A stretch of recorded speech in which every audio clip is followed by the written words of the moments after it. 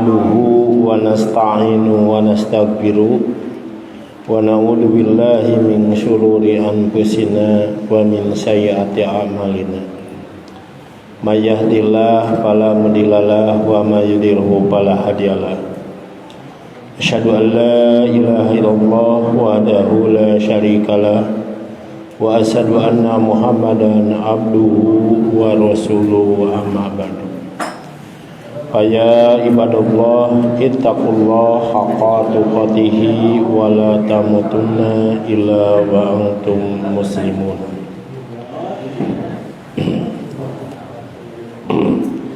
Kita panjatkan puji dan syukur kehadirat Allah Subhanahu wa taala di mana kita masih bisa melaksanakan mengunjungi dan insya Allah di Masjid Al-Kafah ini setiap malam Kamis selalu diadakan pengajian rutin. Kepada ikhwatul iman yang masih di rumah dan di jalan, segera masuk ke masjid untuk mendengarkan ilmu-ilmu yang insya Allah Pak Ustadz akan memberikan.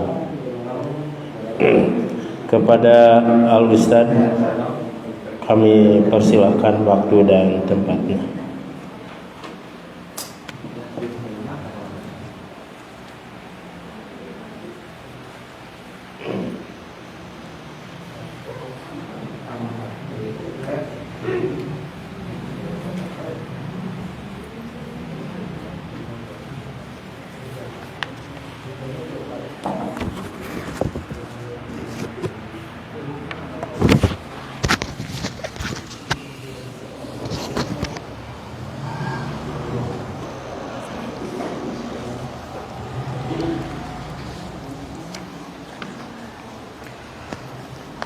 Alhamdulillah allazi bi ni'matihi tatimmus sholihat wa asyhadu an la ilaha illallah wahdah la syarikalah wa anna Muhammadan abduhu wa rasuluhu amma ba'du. A'udzu billahi minasy syaithanir rajim. Faqultu astaghfiru rabbakum innahu kana ghaffara yursilis samaa'a 'alaikum midrara wa yumdidkum bi amwalin wa banin wa yaj'al lakum jannatin wa yaj'al lakum anhara. Maka aku berkata kepada mereka, istighfarlah kalian kepada Rabb kalian, karena Dia itu Maha Pengampun. Niscaya Dia akan menurunkan air hujan dari langit, serta niscaya Dia akan memperbanyak harta dan anak-anakmu, dan menjadikan kebun-kebun untukmu dan sungai-sungai untukmu. Quran Surah Nuh ayat 10-12. Ikhwatu iman rahimakumullah, setelah mengucapkan kalimat tahmid, kami haturkan banyak terima kasih pertama kepada moderator atau pembawa acara, juga kepada Ketua PJ Persis Gading Tutuka beserta reng-rengan Qaimul Masjid Al-Kafah yang sudah bersilaturahim pada malam ini. Juga tak lupa kepada seluruh jamaah yang hadir, Bapak serta Ibu. Walaupun hujan yang tak henti-henti tidak menyurutkan semangat Ibu dan Bapak untuk hadir pada kesempatan kali ini. Upami menuju hujan kieu raosna teh naon, Pak? Ngarengkol. boro-boro mustami ustadna ge ngarengkol mas semangatnya. Terkadang bagi manusia itu serba salah ketika kemarau melanda mengharapkan turunnya air hujan. Ari hujan terus hoyongna halodo. Jadi hayang naon atuh itu. Bagi kita harus melihat hal apapun dalam sudut pandang tauhid dan keimanan, bahwa rintikan air hujan itu seiring dan selaras dengan turunnya rahmat dari Allah Subhanahu wa taala. Jadi saur apa Romli Allahu yarhamah teu aya jalmi nu teu prayogi ku hujan nya sadayana. Prayogi ku hujan. Cuman jalmi ku kulutus keur turun hujan teh eta biasana kahayangna kahalangan ku turunna cai hujan gitu. Siga tukang es riweuh gitu. Cek tukang es teh aduh usaha keur hujan kieu menantang mental dan kemampuannya. Da usum hujan kieu mah ibu raosna icalan naon? Bajigur.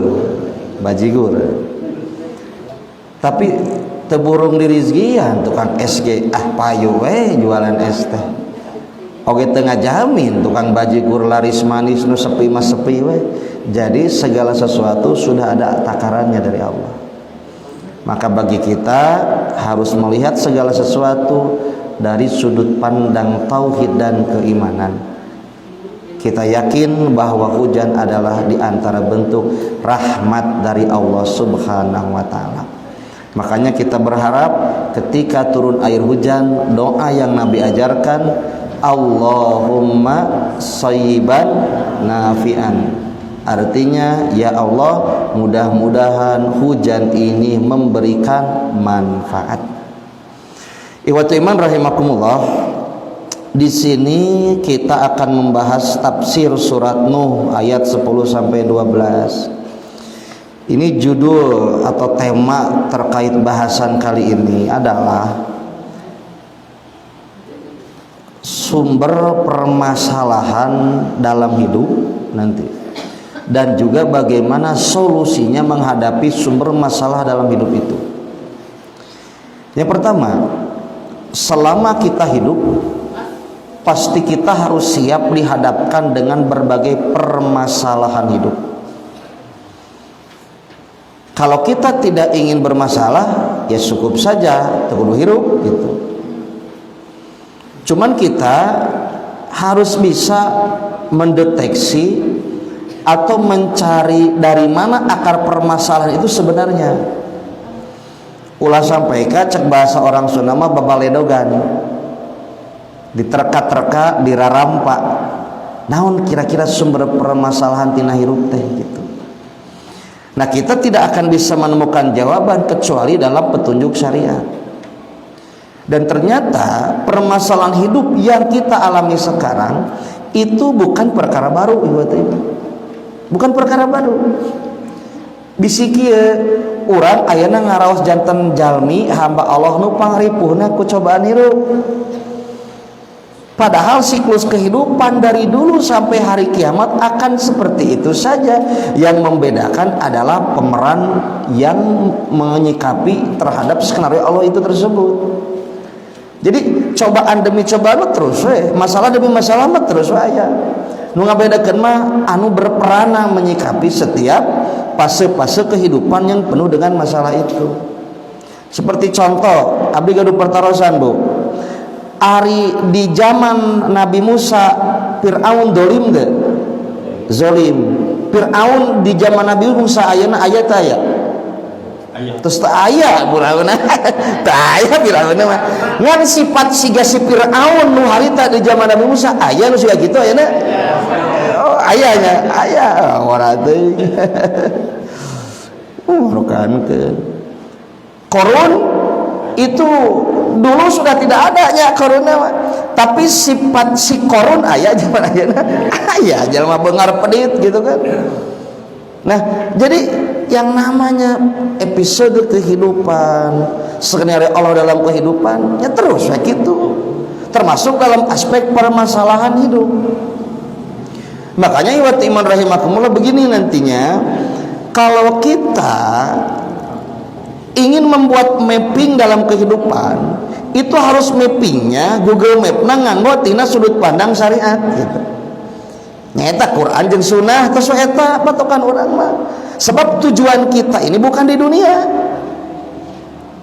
Ibu, bapak, urang teh tujuanna saes di dunia.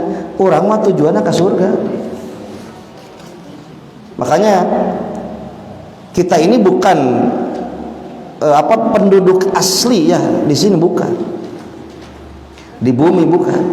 Nanti ada kisah mengapa kisah Nabi Adam pada makalah ini disampaikan. Karena Nabi Adam pun pernah menghadapi masalah berat dalam kehidupan. Keraos-raos, kernikmat-nikmat, kengeng masalah nu berat. Dari mana kondisi kenikmatan yang dialami oleh Nabi Adam? Itu ketika Nabi Adam dan Siti Hawa, Bapak Ibu, mereka berdua itu dihidup di dalam surga.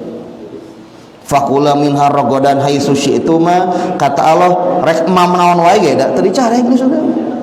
Cok pada emam naon, bade ngaleut naon, makaning segala gampang jeung mudah di surga mah.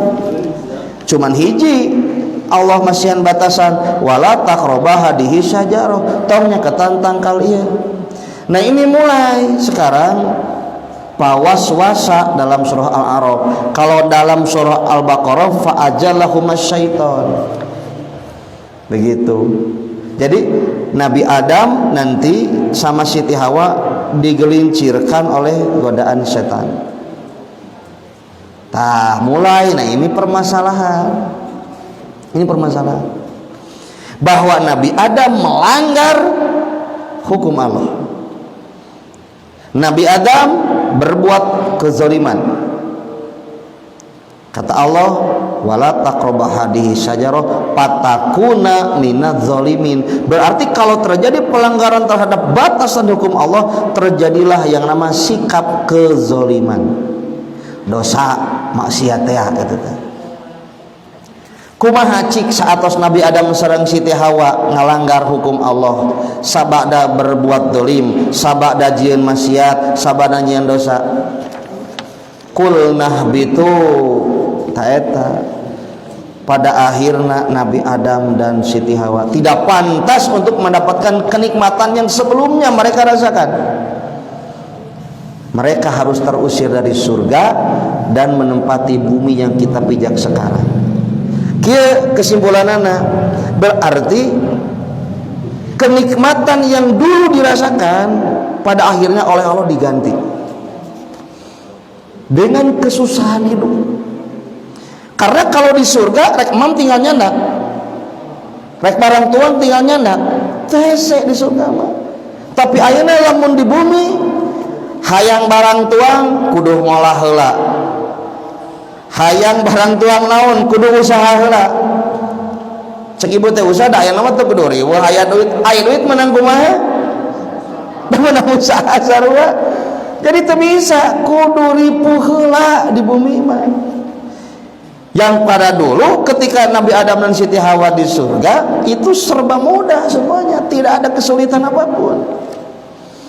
Wayahna di dia jadi tempatna ujian di bumi mah jadi serba sulit. Makanya kenikmatan diganti dengan kesusahan. Berarti inilah permasalahan yang dihadapi oleh Nabi Adam dan Siti Hawa. Naon hirup teh jadi kieu, jadi susah, jadi sulit. Apa penyebabnya? Satu, dosa dan maksiat. Jadi dari dalil itu saja kita sudah cukup dijelaskan oleh Allah yang Maha Kuasa bahwa di antara sumber permasalahan hidup kita adalah perbuatan dosa dan maksiat kita. Kieu lah orang contohan ilustrasi we ieu mah. Ibu tos salat maghrib teh jual mulas jual nyeri patuangan, ujuk-ujuk kitu wae. Henteu ibu teh diemut-emut. Tadi siang teh barang tuang naon? Oh, tuang baso teh dicengekan jeung diladaan 20 sendok. Nah, berarti aya sebabna teh. Aya tong nyalahkeun beuteung, nyalahkeun nafsu ibu sampai ka tuang diladaan nakar pisan. Matak jadi mulas kana patuangan, nyari patuangan. Jadi lamun aya masalah dina diri urang tong milarian embeh hideung ka batu. Introspeksi diri urang aya naon saknyana sikap urang nu salah. Aya naon sikap urang nu kaliru gitu. Karena Nabi Adam pun dulu sama Siti Hawa menjadi kesengsaraan hidup setelah kesenangan karena disebabkan perbuatan dosa dan kemaksiatan. Eta anu kahijinya. Jadi di zaman Nabi Adam heula supados urang teh nerangkeun ayatna nyambung engke masuk kepada zaman Nabi Nuh gitu. Berarti pemikitu mah Nabi Adam wae bapak ibu sareng Siti Hawa dina hirup mah mayunan masalah gitu. Masuk mayunan masalah. Henteu pedah nabi gitu, henteu pedah rasul, teu gaduh masalah, henteu. Semua orang itu hidup bermasalah. Cuman ada petunjuk syariat di antara penyebab masalah itu ada dan lahir dikarenakan maksiat dan dosa yang kita lakukan. Makanya ketika Nabi Adam termenung terus diusir gitunya di surga teh hawatos lah biasa serba senang nyaina kieu ibu upami jalmi ku ayeuna wae biasa hirup di luhur dalam kondisi ekonomi maju ekonomi kuat tiba-tiba usahanya ambruk misalkan bangkrut itu keterpurukan dari di atas sampai ke bawah tidak mudah dihadapi oleh mental seseorang, tidak mudah. Lamun jalmi biasa hirup senang tuluy ripuh teu gampang mayunan kebiasaan gitu. Ari ibu bapak mah penginten da geus biasa. Da di luhur ge can pernah gitu urang mah. Di luhur ge can pernah urang mah tuh. Kan awar batur mah tuh sapoe teh beundangan teh 100 juta batina wungkul. Batina wungkul ku 1 juta teh sapoe. 100 juta, 100 juta sapoe batina wungkul pengusaha hebat banget. Berarti lamun sapoe 100 juta itu mah sakalian gitu kan. Sabaraha per bulanna hayang naon sabatukna jalma kondisi kitu mah. Tapi lamun diuji ku Allah jauh terpuruk ekonomi, wah itu tuh luar biasa berat. Makanya pantas Nabi Adam ketika terusir dari surga ngahulang termenung jeung riwayat Ibnu Tarina teh ngahulang baheula mah serba gampang. Serba mudah jadi serba hese. Nah malaikat Jibril mayunan menghampiri kepada Nabi Adam. Hei bahasa orang mah a'rib zanbaka. Hei Adam ingat-ingat dosa anda. Jadi malaikat mengingatkan Nabi Adam supaya mengakui dosa, supaya sadar karena nahabet kieu. A'rib ketahuilah evaluasi periksa zanbaka dosa-dosa. Nah makanya waktu iman Nabi Adam itu sampai pada akhirnya mengakui dosa. Doanya itu disampaikan oleh Allah dalam surah Al-A'raf, Rabbana zalamna ta'ita doa Rabbana zalamna anfusana wa in lam taghfir lana wa tarhamna lanakunanna minal khasirin. Itu adalah i'tiraf, pengakuan terhadap dosa-dosa yang pernah dilakukan. Jadi kita ambil pelajaran dari kisah ini. Coba dalam satu hari kita termenung ngaevaluasi mario sikap orang dina dinten ieu naon wae dosa nu tos dipidam. Dan akan terasa khidmat khusyuk benar-benar kanggo manah jeung emutan orang itu di 1/3 malam akhir. Makanya waktu iman rahimakumullah, dosa-dosa yang kita lakukan sejatinya menjadi sumber permasalahan hidup kita. Cuman kita terkadang banyak yang tidak sadar karena dosa. Da dosa teh diartikeun salah Bu, dikiratakeun ke orang Sunda dosa teh naon? Berdosa teh karasa teh cek bawa pik oge. Jadi teu rumaasa kana dosa teh, saya teh mah da kitu teh ya, hare-hare we. apa-apa bau. Nah itu, jadi kita harus itiraf teh sanes ilah stulil pan eta lagu itirafnya lain eta lain dinyanyikan, tapi akidah itiraf teh mengakui bahwa kita ini berdosa, pernah berbuat dosa, harus mengevaluasi dosa-dosa kita, begitu itiraf teh. Makanya Nabi Adam oleh malaikat Jibril a'rib dan baka, ingat-ingat, ketahui, evaluasi dosa-dosamu itu apa. Pada akhirnya sadar, Rabbana zolamna, seperti itu. Nah jadi waktu iman inilah sebagai bukti bahwa Nabi Adam setelah berbuat dosa, beliau itu beristighfar, meminta ampunan dari dosa-dosa yang dilakukan. Berarti nyambung ayeuna, solusi dari sumber masalah hidup teh hanya satu, petunjuk dari Allah, fastaghfaru lidzunubihim, istighfar, begitu. Kedua, nah ini masalah di zaman Nabi Nuh, begitu. Dalam surah Nuh ayat 10, ini kan ada kalimat pakultu, saha nu kultu teh? Nya Nabi Nuh ya teh. Pakultu, aku berkata, Nabi Nuh maksudna, kepada mereka, saha mereka teh? Umatnya yang dulu mereka sudah mengingkari nikmat-nikmat dari Allah.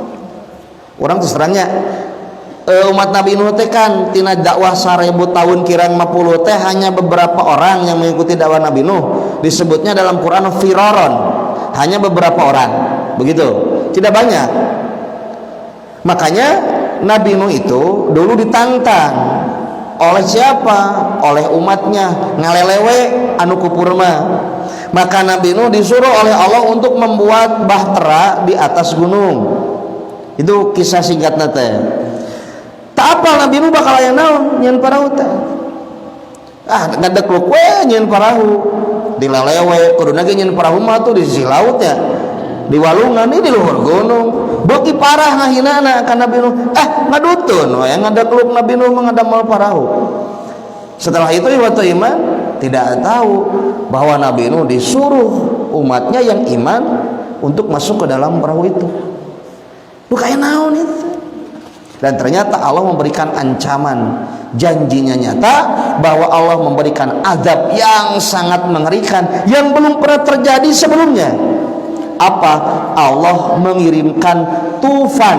Nah, bahasa Quran tufan, orang mau disebutnya angin topan ya, padahal tufan itu bahasa Quran.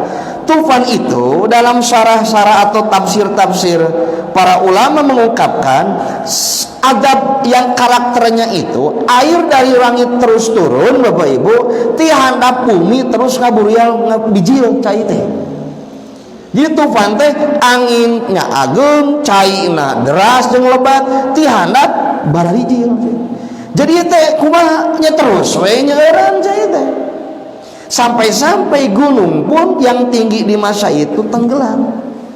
Nah, itu tufan. Adab kaum Nabi Nuh yang kafir.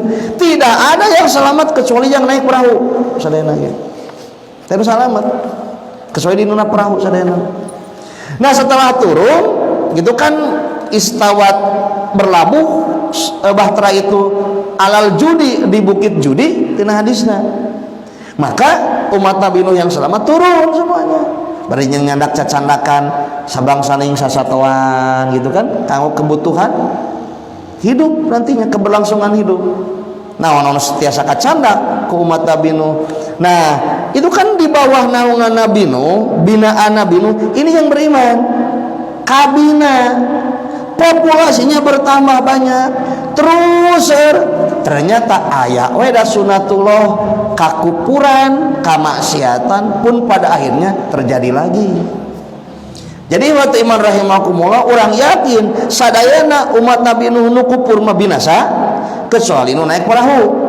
Cuman karena waktu seiring berjalan populasi semakin banyak, nya sunatullah nu namina panggung kahirupan mah bakal terus berpasangan, aya hak aya batil gitu. Aya salamet, aya cilaka, aya lempeng, aya bengkok kan gitu. Nah ketika umatnya terjadi kemaksiatan, terjadi ya namanya dosa jeung dosa poho karena nikmat Allah, ini gambaran kekufuran terhadap nikmat Allah. Makanya umat Nabi Nuh dulu oleh Allah diberikan peringatan dengan kesusahan dalam hidup mereka. Akhirnya umat Nabi Nuh ngadu ke Nabi Nuh, kumaha solusina gitu. Jadi ari keur senang poho ka Nabi Nuh teh, ari keur sulit sok inget ka Nabi Nuh. Tah ieu buktina. Pan ayeuna ge kitu, ari keur senang poho kamu balik. Ka kiai ka ajengan sok paroho keur senang mah. Ari tembok haripu diteteangan, teu usah. Da usah dua, lamun dipilarian teh, lamun teu mamanis keur rek hajat, dua papait mun aya nu maot. Dipilarian ustad mah kade. Kalau ada masalah itu suka dicari gitu. Ari keur senang mau hilap we ka Nabi Nuh teh. Iya keur aya masalah curhat ya. Curhatlah umat Nabi Nuh kepada Nabi Nuh. Nabi Nuh memberikan solusi. Istaghfiru rabbakum innahu kana ghaffara. Istighfarlah kalian kepada Rabb kalian karena dia itu maha pengampun. Hiji solusina.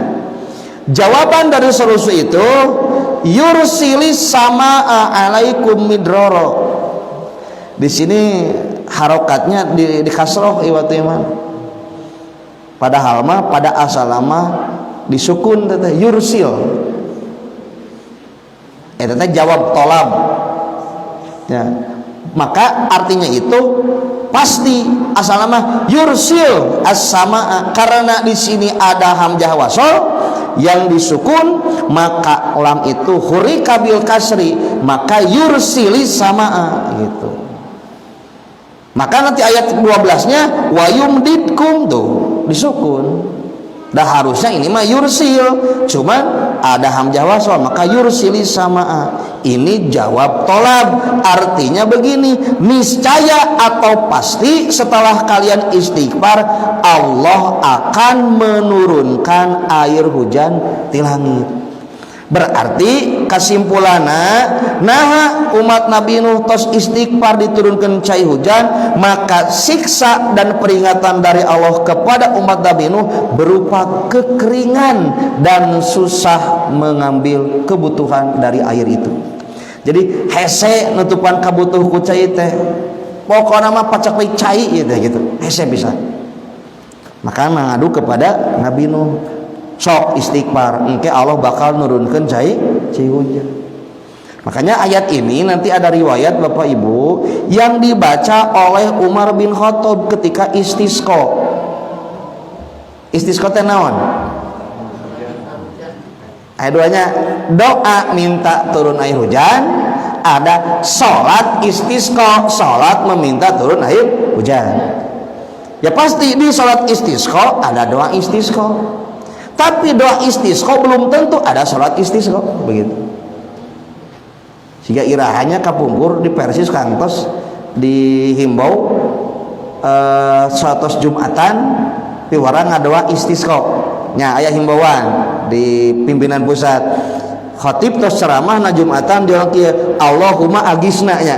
Kantos tuh tahun sabaraha keraya kemarau. Itu bukan sholat istisqa, tapi doa istisqa. Makanya doa istisqa tidak include harus ada sholat istisqa. Tapi lamun sholat istisqa pasti aya doa istisqa gitu. Istisqa teh minta turun air hujan, istisqa itu. Menuju zaman abdi mualimin pamit lepat duka sanawiyah hilap deui. Menuju zaman presiden teh Allahu yarham Kiai Haji Abdurrahman Wahid, Bapak Gus Dur pamit lepat. Kemarau melanda Indonesia. Maka atas himbauan MUI mengadakan sholat istisqa dan istighosah kubro. Wah, di lapangan sholat di Jakarta sholat istisqa. Gitu di lapangan karena kemarau luar biasa panjang. Ngantos sholat istisqa ngalalukeun cendol jeung teh botol itu kumaha itu. Teh siganunya kan istisqa gitu, padahal mah istisqa mah sudah tidak ada air yang jangankan untuk manusia, untuk hewan pun sudah tidak ada. Itu istisqa. Piraku istisqa tukang cai ulang masih marema. Berarti aya sumber cai yang bisa terus digunakan begitu.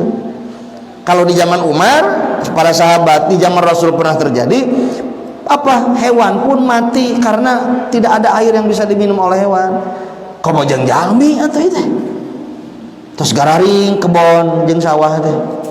Disitulah meminta kepada Rasulullah supaya meminta turun air hujan, disebutlah istisqa. Nah Nabi bet salat 2 rakaat, nah Nabi bet ngadoa istisqa.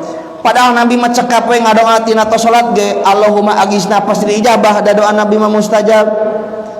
Nah para ulama ahli fikih di situ ada pelajaran. Karena Nabi yang mencontohkan seperti itu, bisa kemungkinan terjadi kekeringan di zaman setelahnya. Maka menjadi contoh dan qudwah ketika umatnya nanti di saat mereka kekeringan. Kudu kitu carana hoyong turun cai hujan. Disinilah yang disebut dengan ibadah atau ta'abudi begitu. Jadi istisqa jeung salat istisqa mah eta mah memang ta'abudina kitu. Allahumma agisna. Ujug-ujug langit teh hideung gitu. Tinu asalna caang keur halodo panjang teh. Jola gayot orang Sunda mah. Mendung turunlah air hujan sampai air hujan itu membasahi badan Rasulullah sallallahu alaihi wasallam. Begitu. Makanya setelah turun air hujan itu para sahabat bergembira. Cuman telah mitidinya berkeluh kesah deui para sahabat teh nu ti pasisian teh ka Rasulullah. Wahai Rasulullah, tong hujan wae. Sabab di lemur kabanjiran. Nah, jadi terus hujan teh. Ku Nabi nya disuhunkeun deui ka Allah supados dikirangan. Nah, ini menunjukkan jalmi mah memang serba salah tadi oge gitu. Dibere halodo hayang hujan, dibere hujan hoyong halodo. Begitu. Nah kalau ini di zaman di zaman Umar ayat ini dibaca ketika sholat istisqa. Faqultus tagfiru rabbakum. Para sahabat ngaros nah cenah Umar bet maca ayat eta muhun da ayat ieu teh kantos kapungkur di zaman Nabi Nuh terjadi nu mana umat Nabi Nuh kekeringan dipiwaran istighfar. Yursilis samaa alaikum midrara. Pasti Allah akan menurunkan air hujan dari langit. Begitu. Selanjutnya, wa yumdidkum bi amwalin. Berarti kan ujian ekonomi ya. Umat Nabi Nuh teh hese artos, hese ekonomi. Istighfar gitu rumah syariatnya. Wa yumdidkum bi amwalin. Niscaya Allah akan memperbanyak harta. Hiji itu. Wa banin dan juga anak-anakmu. Ieu teh hese boga budak, ieu teh umat Nabi teh aya nu kieu. Istighfar, coba dosa itu. Begitu. Wa yaj'al lakum jannatin dan juga pasti Allah akan memberikan atau menjadikan kebun-kebun untukmu. Maksudna naon sanes kebonna bungkul, buah nage gampang, begitu. Ayeuna kieu Bapak Ibu kebon seueur tapi buah nate paretot barurung danger tidak bisa dinikmati ya tuh. Makanya nanti ada yang namanya subur, ada yang namanya makmur, beda teh. Subur belum tentu makmur. Makmur bisa jadi teu kudu subur wae. Sehingga di Mekah itu tanah yang makmur. Nah, tanah Mekah mah nya tanah tandus garing Mekah mah. Tapi hayang buah naon di Mekah. Saurpun guru sagala aya. Sok tingali. Padahal teu kudu molak di dinya. Aya di urang Indonesia tanah subur, teu kurang subur kumaha. Ngan sagala hese. Di induk ge haraseum buat. Nah ini jadi gambaran buat kita ihwatu iman. Nah hanya nu ngebon gagal wae panen. Nah anu bisnis tina urusan agrobisnis selalu ngajulaheu ancur wae. Lain nyalahkeun hujan, lain nyalahkeun Allah. Loba ting dosa orang terlalu banyak dosa gitu. Makanya gagal jeung gagal. Cek Darso mah lagu naon eta? Halangan diri itu gitu. Jadi memang loba gagal teh dosa sebetulnya, maksiat.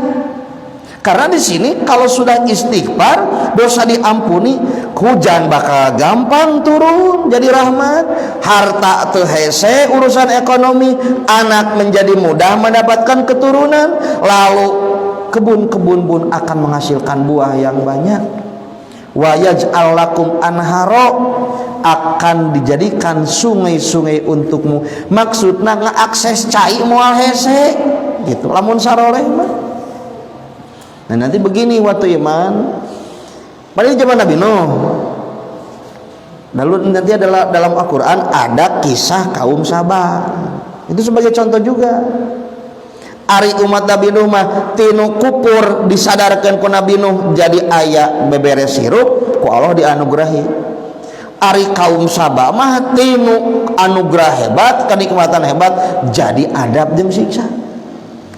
Karena apa? Tadi teh kekupuran, tadi teh dosa jeung maksiat begitu. Makanya di sini ada riwayat di dalam Al-Qurtubi terkait Hasan Al-Bisri didatangi oleh beberapa orang. Ibnu Subai berkata, seseorang telah mengadu kepada Hasan Al-Basri mengenai kekeringan hijita.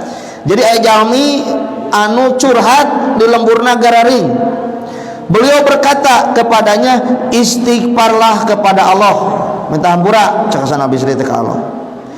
Datang lagi yang lainnya mengadu tentang kepakiran. Cenah itu asap pakir-pakir teuing ngabi teh hese ekonomi. Beliau berkata kepada orang itu, istighfarlah kepada Allah. Yang ketiga, lalu yang lainnya mengadu dan berkata, berdoalah engkau wahai Nabi agar Allah menganugerahkan anak. Beliau berkata kepadanya, istighfarlah kepada Allah. Jadi di dia teh posisina jalmi nu katilu mah hese gaduh murang kali. Datang lagi yang lainnya mengadu tentang gagal dari hasil berkebun. Nah tadi teh nu tatanen ala lancur teu aya hasil wae. Beliau berkata kepadanya, istighfarlah kepada Allah. Lalu kami cak murid Hasan Al-Bisri teh bertanya kepada punten sanes Nabi Nuh kepada Hasan Al-Bisri. Maksudnya Nabi Nuh dulu pernah menjawab gitu itu. Menjawab apa? Aku tidak berbicara dari pendapatku karena Allah sudah menyampaikan firman-Nya, istighfarlah kalian kepada Rabb kalian. Maksudnya surat Nuh ayat 10 sampai ayat 12. Jadi waktu iman pemilih simpulkan Hasan Al-Basri teh sebagai mufti oge sebagai pejabat dulu teh sering disumpinganku jamil bermasalah, hojong cari solusi kehidupan gitu maksudnya mah eta. Nu hiji ngadu masalah kekeringan di lemburna, nu hiji masalah hese gaduh turunan, nu hiji urusan krisis ekonomi, nu hiji urusan gagal wae panen. Sadayana kuasan Al-Bisri dijawabna teu aneh-aneh, cukup istighfar gitu jawabanna teh. Sok ari istighfar aranya cek Hasan Al-Bisri teh minta hampura ke Allah gitu. Tak umatna jamaah ngaosna nuju ngari Hasan Al-Bisri naros ke Hasan Al-Bisri. Nah hatsna tiap jalmi nu sumping ngadukeun masalah dijawabna teh bet ku istighfar gitu.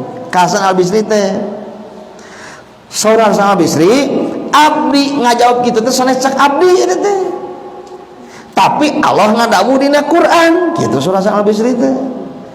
Kapukur Nabi Nuh masihan solusi ka umatna anu gaduh pasoalan hirup kedah istighfar gitu saudara Hasan Al-Bisri. Jadi waktu iman riwayat ieu ku urang teh dicanak ibroh. Naon canak ibrohna? Muhun masalah urang aya dina lobah mana ieu teh gitu ayeuna teh. Sok urang identifikasi ku urang. Apakah masalah kita sekarang sedang dalam aspek ekonomi? Sok pamikitunya entong nyalahkeun batu. Aya naonna diri urang nu teu beres gitu. Apan di urang ge naha lalieur teh negara loba hutang teh da dosana gede teuing atuh. Korupsina ge teu eureun gitu. Kan dosa eta teh begitu teh.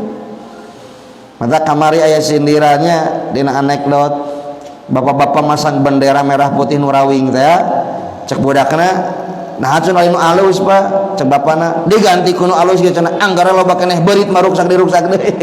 Bendera teh salila beuritna loba keneh jang di urang teh bendera ruksak diruksak deui gitu. Najan diganti ge benderana kuno anyar.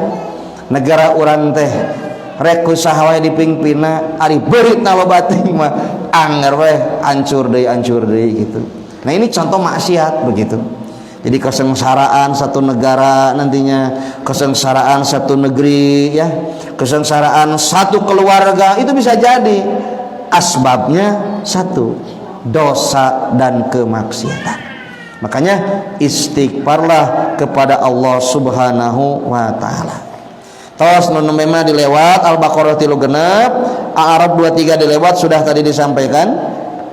Sekarang ada hadis, ini sebagai bukti konkret dari Rasul bahwa benar-benar rizki itu terhalang karena dosa begitu.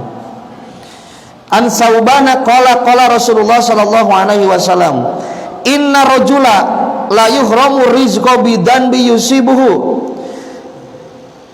Sauban berkata, Rasulullah sallallahu alaihi wasallam bersabda, sungguh seseorang benar-benar diharamkan rezeki dengan sebab dosa yang menimpanya. Koma, nah tahu segitu. Jadi seseorang itu Bapak Ibu terhalang rizkinya disebabkan dosa.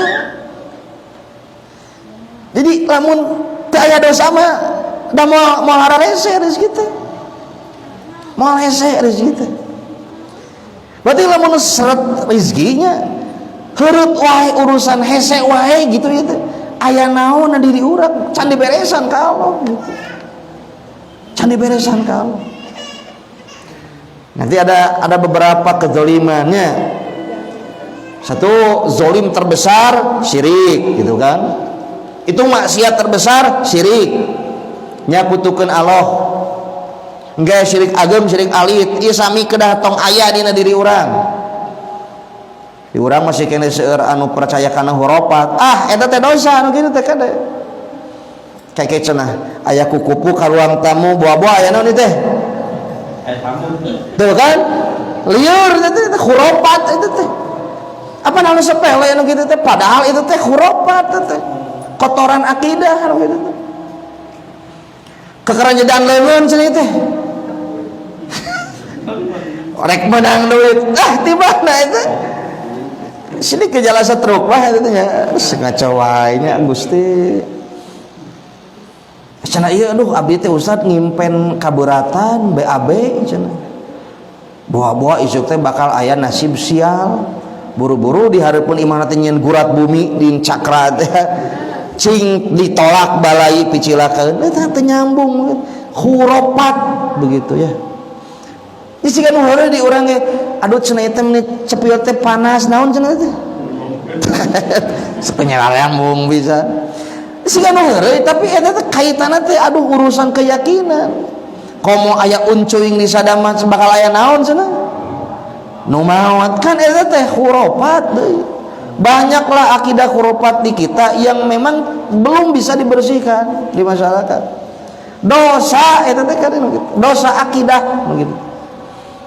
Kadukun tah aya nama dukuna numpis remen mah aya nama kesingna gentos jadi uskun ustad dukun kan begitu anger we dosa urusan akidah eta teh selama masih ada dosa kedzaliman komobab nu kahiji la zulmun adim syirik dalam kehidupan masyarakat geus ripuh hirup atos cilaka sengsara hidup sengsara seret segalana gitu. Lamun memang masih kena aya kezaliman. Nanti ada zalim kepada Allah dengan maksiat, zalim li nafsi karena maksiat ka Allah. Urang tah dosa naon we seueur. Bahkan kaya zalim ka sesama hamba Allah, zalim li ibadillah. Ngaruksak harta batur, ngaruksak getih batur, ngaruksak kehormatan batur. Itu dosa sama henteu Ustad maling mah tapi nambut teu wawartos kasarua teh tuluy nginjem niat moal malikeun sama teh itu mengambil hak orang lain itu dosa sama dosa teh kieu Bapak Ibu upami misalkan abdi keamanahan tad pangyanggakeun ieu titipan teh 100 juta tuh kanggo sekian ratus jalmi sabi teh cik atuh operasionalna di ku abdi teh disunat dosa teh abdi dosa kan di urang budaya persunatan masih kena aya jadi punten mengambil hak orang lain yang bukan hak dirinya, bukankah itu dosa? Di kita tegas jadi ilahar begitu teh. Sudah biasa. Selama dosa dikukut kene, ya kitu hirup riweuh. Tidak akan mudah, selalu seret, selalu masalah demi masalah dalam kehidupan. Makanya di kita itu masalahnya kompleks dosa teh. Dosa akidah masih kena dikukut, dosa urusan bapak haraman masih kena dipikaresep. Wah, kalau masih seperti itu, ya beginilah hidup susah begitu. Susah hidup. Makanya kita tiada jalan kecuali pastagfaru lidunubihi. Harus banyak istighfar. Tah nu kahiji rizki teh kahalangan ku sabab dosa, begitu kata Rasul.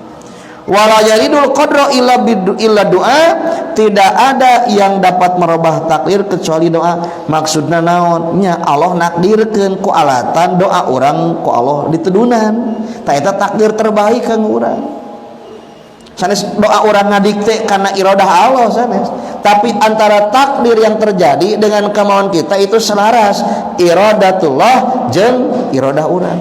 Itulah yang disebut dengan doa bisa justru merubah takdir. Yang ketiga, dan tidaklah dapat bertambah umur kecuali dengan kebaikan. Apaan ku kasayang mah Bapak Ibu jangan terus ngantunkeun masih kene disebat namina. Ku kasayang mah jalmina nu ngawakapkeun contohna tos teu aya dupi ieu nu ngawakapkeun teh saha bapak anu tuh tos teu aya ge disebat-sebat we namina. Jadi dengan kebaikan mah justru umur teh menjadi panjang. Nah, dalam hadis ini yang kaitan dengan tema adalah rizki seseorang terhalang disebabkan karena dosa. Tamihan solusi dihandap Rasul wae istighfar teh dugi kalangkung ti 70 kali sadinten. Hadisna aya sahih na riwayat Al-Bukhari. Wa an Abi Hurairah radhiyallahu anhu qala sami'tu Rasulullah sallallahu alaihi wasallam yaqulu wallahi aya wallahi sagala ya. Demi Allah saudara Nabi teh. Inni la astagfirullah wa atubu ilaihi fil yaumi aksara min 70 marrah. Diriku beristighfar kepada Allah dan bertaubat kepadanya pada sehari lebih dari 70 kali. Ibu, hari ibu istighfar ta salat seberapa kali? Tilu. Salat seberapa kali sadinten sawengi? Jadi seberapa ta jumlahna? 15. Ari sesana ka mana? Tah ieu PR urang gitu, PR urang ya.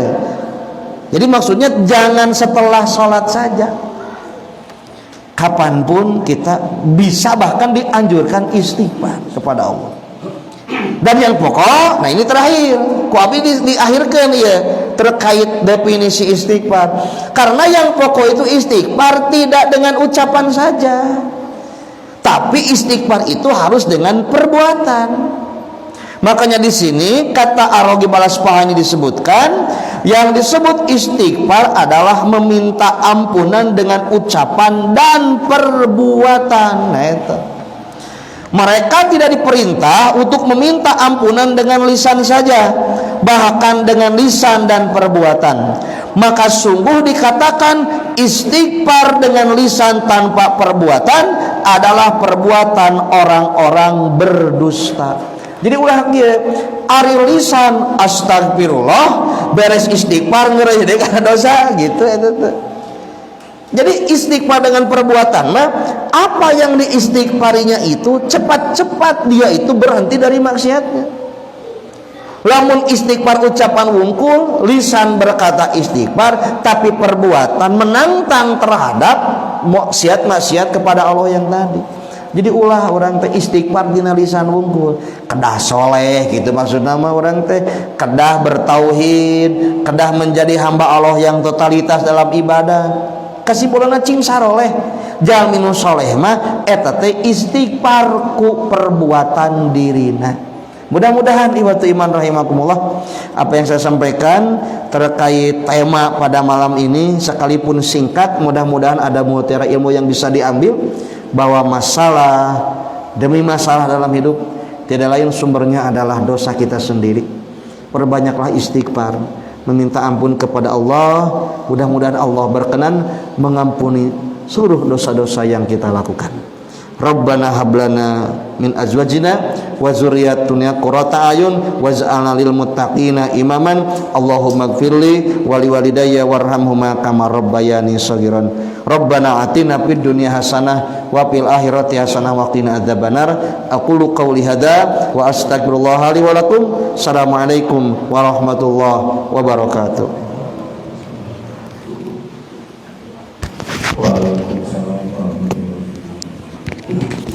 Terima kasih Pak Ustaz yang sudah menyampaikan ilmunya. Mudah-mudahan kita semua diberikan ilmu yang mudah. Pak Ustaz berikan, mudah-mudahan menerap kepada kita semua. Akhiri dengan doa Rabbana dolana kosana wa ilam takirana wa tarhamdana nasirin. Rabbana atina fid dunya hasanah wa fil akhirati hasanah wa qina adzabannar. Assalamualaikum warahmatullahi wabarakatuh. Amin.